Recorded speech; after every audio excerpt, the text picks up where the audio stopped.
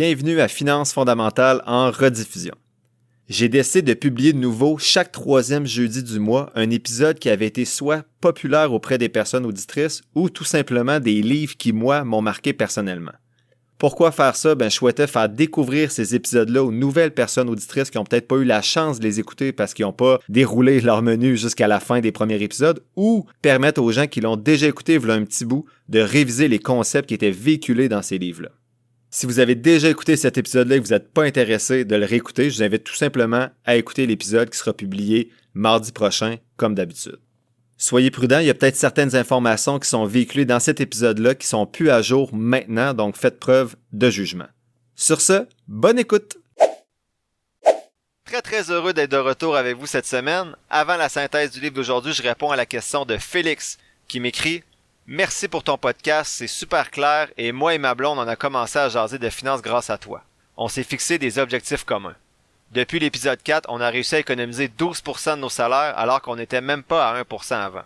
Bravo! » Il ajoute « On commence à vouloir investir et on se posait quelques questions sur les actions.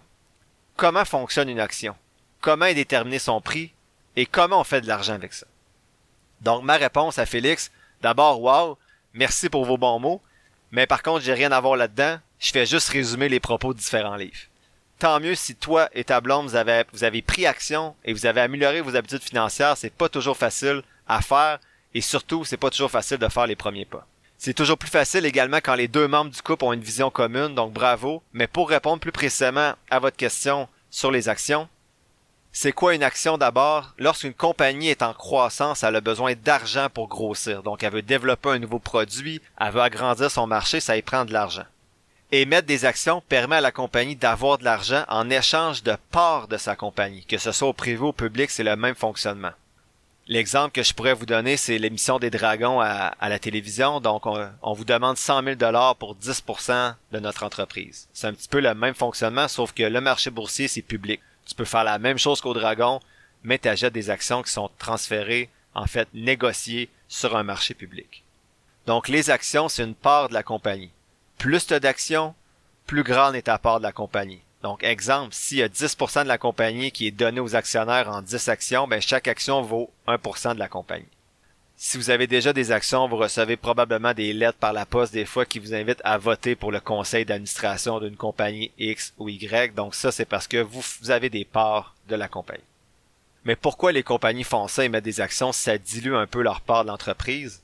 Contrairement à des prêts de la banque ou à des obligations, la compagnie n'est jamais obligée de rembourser de l'argent ou de payer des intérêts.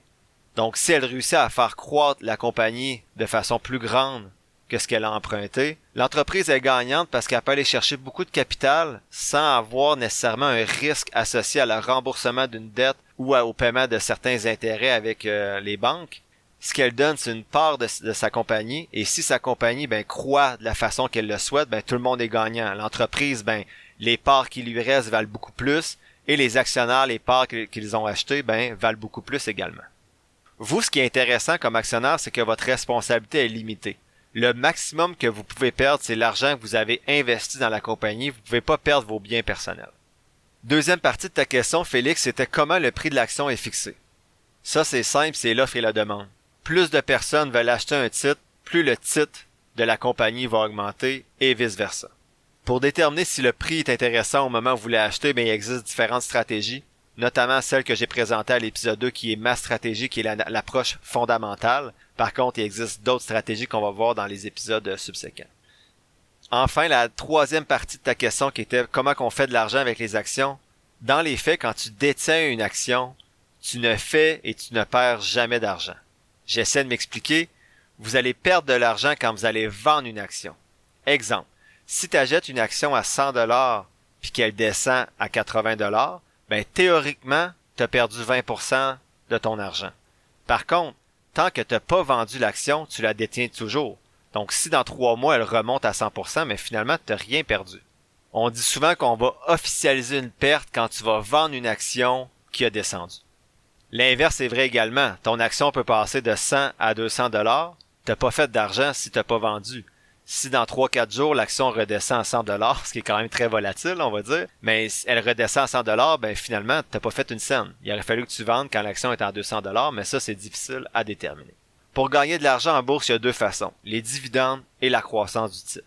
Donc, s'il n'y a pas de dividendes et que vous vendez jamais votre action pendant 30 ans, ben vous n'allez pas faire une scène pendant 30 ans autre que sur papier. C'est pour ça que certains préfèrent les actions à dividendes. Ils ont un sentiment de gain qui est plus concret.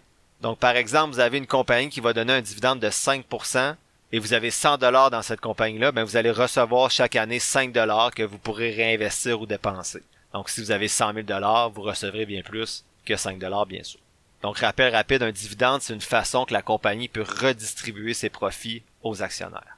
Historiquement, les titres de croissance ont été plus avantageux que les titres de dividendes, mais ça dépend des périodes dans l'histoire. Donc, si vous avez seulement des titres de croissance qui n'offrent pas de dividendes, ben vous allez faire de l'argent quand vous allez vendre dans 20 ou 30 ans. Le meilleur exemple, c'est Warren Buffett qui est un milliardaire et qui a des milliards dans certains placements depuis 40-50 ans qui valent des milliards encore aujourd'hui et il n'a jamais payé une cent d'impôt sur ces actions-là parce qu'il n'a pas fait de profit, il n'a pas fait de gain, il ne les a jamais vendus. Bien sûr, il va se faire ramasser quand il va les vendre, mais il a quand même profité du fait que cet argent-là a fructifié pendant plusieurs années sans jamais être imposé. Donc c'est pour ça que les titres de croissance sont parfois plus intéressants parce que les dividendes dans certains comptes enregistrés ou si vous êtes par exemple dans un autre pays vont parfois être imposés même si vous êtes dans un compte non imposable comme votre CELI. Donc voilà pour la réponse à la question posée par Félix. J'espère que ça y répond bien puis merci à ta blonde et toi d'écouter le podcast. La synthèse du livre d'aujourd'hui concerne le livre Un barbier riche écrit par David Chilton en 2002. Je l'ai lu en anglais parce que souvent à la bibliothèque de mon quartier, la version francophone n'est pas disponible. Tant mieux, ça veut dire que les gens développent leur littératie financière. Your teen requested a ride, but this time not from you. It's through their Uber teen account. You drive your teenager around, a lot, to their friend Jacob's house, their other friend Jake's house, to James's, to Jaden's, to Jalen's, to... Mom? This is Jake's house, not Jacob's. Now with an Uber teen account, your teen can request a ride under your supervision. They'll ride with a highly rated driver, and with live trip tracking, you'll follow along the whole ride to their friends' houses that all sound the same. Add your teen to your Uber account today. See app for details. Bye, Mom. Ryan Reynolds here from Mint Mobile. With the price of just about everything going up during inflation, we thought we'd bring our prices down. So to help us, we brought in a reverse auctioneer, which is apparently a thing. Mint Mobile Unlimited Premium Wireless. How to get 30, 30, bit to get 30, bit to get 20, 20, 20, bit to get 20, 20, bit to get 15, 15, 15, 15, just $15 a month? Sold! Give it a try at mintmobile.com/switch. $45 upfront payment equivalent to $15 per month. New customers on first 3-month plan only. Taxes and fees extra. Speed slower above 40 gigabytes. See detail. How do stop losses work on Kraken? Let's say I have a birthday party on Wednesday night, but an important meeting Thursday morning. So Sensible Me pre-books a taxi for 10 p.m. with alerts. Voila! I won't be getting carried away and staying out till 2. That's stop loss orders on Kraken, an easy way to plan ahead. Go to kraken.com and see what crypto can be. Not investment advice. Crypto trading involves risk of loss. Cryptocurrency services are provided to U.S. and U.S. territory customers by Payward Interactive Inc., PWI, DBA Kraken. View PWI's disclosures at kraken.com/legal/disclosures. En introduction, je vous mentionne que le livre s'écrit comme un roman. Il y a 3 personnages fin vingtaine, début trentaine qui rencontrent un barbier qui est réputé riche. Mais il se pose la question comment il est devenu si riche avec un petit salaire de barbier. Donc tout au long du roman, ils vont voir le barbier qui leur prodigue des conseils financiers. Chaque chapitre est construit autour d'un conseil financier précis. Le premier élément clé que je vais vous partager, c'est « Payez-vous en premier ». Vous trouvez que je me répète? Ben oui. Mais si c'est mentionné dans tous les livres, ça doit être parce que c'est quand même important, donc essayez de le retenir. Dans ce livre-là, il priorise une approche d'épargne de 10%. Donc ce qu'il mentionne, c'est 10% de ton salaire net chaque année avant tout le reste. Donc comme l'auteur Nicolas Bérubé, comme l'auteur Robert Kiyosaki, lui, son 10%, c'est avant toute autre dépense. Il précise cependant que ce 10%-là n'inclut pas votre fonds de pension. Donc, si vous avez déjà un 10% dans votre fonds de pension, vous devriez ajouter un autre 10% que vous gérez vous-même ou que vous ferez affaire avec un conseiller financier. Selon le barbier du livre, si vous suivez cette règle simple, vous deviendrez riche. J'appuie ce point avec une citation en traduction libre. Le barbier mentionne « En épargnant seulement 10% de ta paye aujourd'hui, tu te garantis virtuellement une liberté financière plus tard dans ta vie. Seulement un idiot dirait non à ça, donc commence tout de suite et n'arrête jamais. » Le deuxième élément clé, c'est investir de façon simple sans se casser la tête. Le Barbier suggère d'investir dans des fonds négociés en bourse passifs à bas de frais de gestion. Donc ça revient à ce que je vous dis un petit peu depuis quelques épisodes. Et moi, je vous suggère de le faire vous-même en temps et lieu quand vous serez à l'aise de le faire et que vous aurez l'impression que vous êtes assez éduqué financièrement. Sinon, il y a la stratégie hybride que je vous ai parlé 2-3 fois jusqu'à maintenant, qui est de continuer avec votre conseiller, mais de commencer à investir un certain montant seul de votre côté en même temps. Le Barbier dit que les FNB passifs ont un low PITA factor, pain in the ass, donc PITA pour pain in the ass. Donc en gros, ce que le Barbier dit, c'est les FNB passifs, tu te casses pas la tête. Il ajoute que les FNB passifs vont battre la majorité du temps les gestionnaires de portefeuille. Il décourage le stock picking, donc la sélection d'actions individuelles. Il dit que c'est plus de la spéculation sur le plan financier, selon lui. Il suggère la DCA chaque mois, donc Dollar Cost Averaging. Ça veut dire qu'à chaque mois, tu as un montant qui est investi de façon automatique que toi t'investis. Donc au lieu d'essayer de trouver le bon moment pour investir en bourse, bien à chaque fin de mois, comme je vous suggère de faire, tu as réussi à mettre 1000 $ de côté, tu investis le 1000 $, peu importe ce qu'ils disent dans les nouvelles, que le marché boursier va s'effondrer, qu'il va monter le mont Everest, tu investis toujours ton montant à chaque fin de mois. Ou à chaque année ou à chaque 3 mois, mais dans une temporalité que tu as décidé et tu la respectes toujours. Et l'auteur, comme Nicolas Bérubé, le dernier épisode, dit qu'il faut ignorer les nouvelles pendant 10, 15, 20 ans. Et j'ai une petite anecdote avec ça. J'ai entendu un podcast qui mentionnait que le meilleur investisseur, en fait, la banque TD avait fait une étude pour voir c'était qui leurs meilleurs investisseurs. Et les meilleurs investisseurs de la banque étaient ceux qui avaient oublié qu'ils avaient un compte chez TD.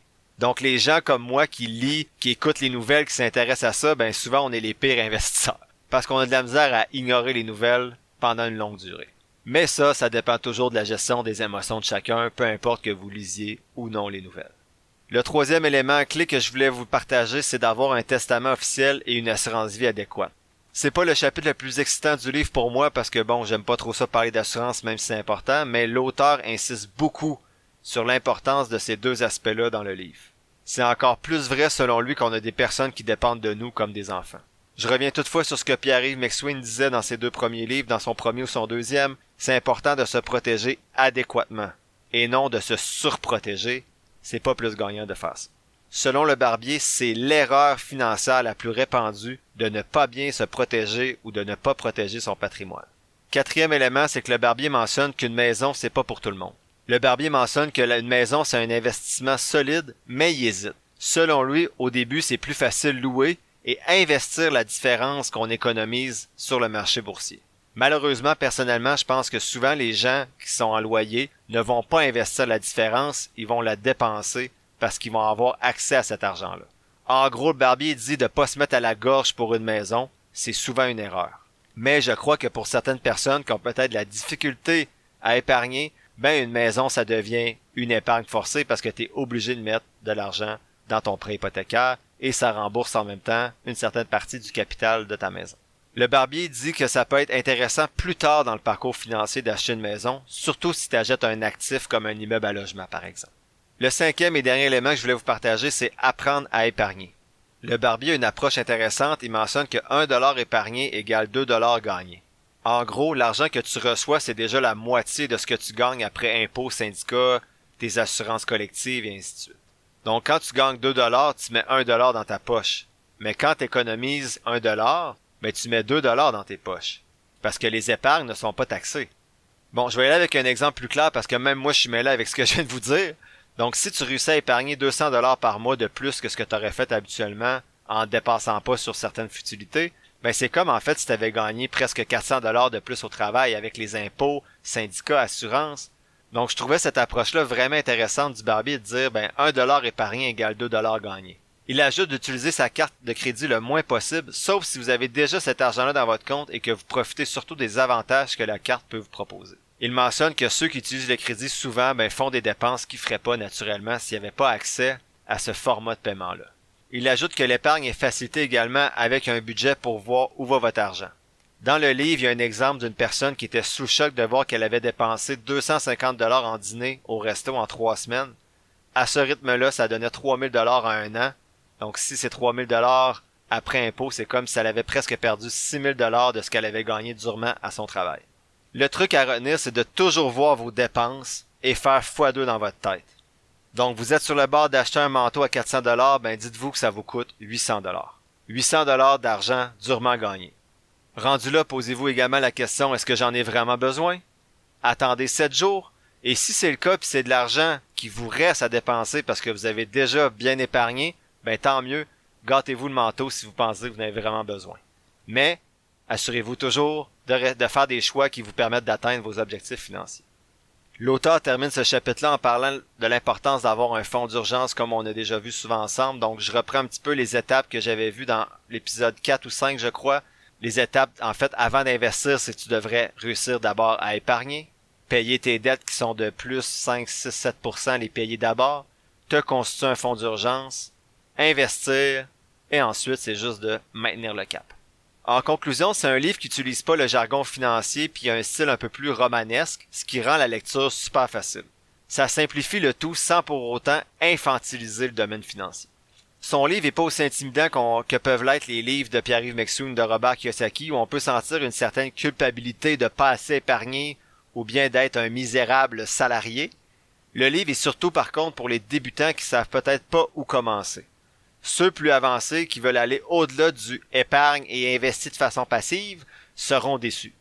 Il n'y a rien sur l'investissement un peu plus poussé. Du point de vue de l'histoire du roman, ben c'est pas l'histoire du siècle, mais pour apprendre les fondements du domaine financier, c'est un très bon livre qui se lit bien, sans se prendre la tête. Donc je vous le suggère de le lire si ça vous intéresse. L'épisode tire à sa fin, j'espère que tu l'as apprécié et merci d'avoir passé un peu de temps avec moi aujourd'hui. Si tu apprécies le podcast, il y a 3 choses gratis que tu peux faire pour m'aider. 1. Partager le podcast sur tes réseaux sociaux. 2. T'abonner, suivre ou donner quelques étoiles au podcast selon la plateforme sur laquelle tu m'écoutes. Et 3. Me suivre sur la page Facebook du podcast. Si tu veux me soutenir davantage, ben tu peux t'abonner pour $3,99 par mois au podcast et ainsi avoir accès à un épisode spécial supplémentaire chaque mois, en plus d'avoir accès à mon outil d'analyse. Toutes les informations pour me soutenir sont quelque part dans la description de l'épisode. Sinon, oublie pas que je suis pas un expert, prends jamais ce que je dis pour du cash, fais toujours tes propres recherches. Sur ce, merci encore pour ton écoute et on se voit dans le prochain épisode de Finances fondamentales.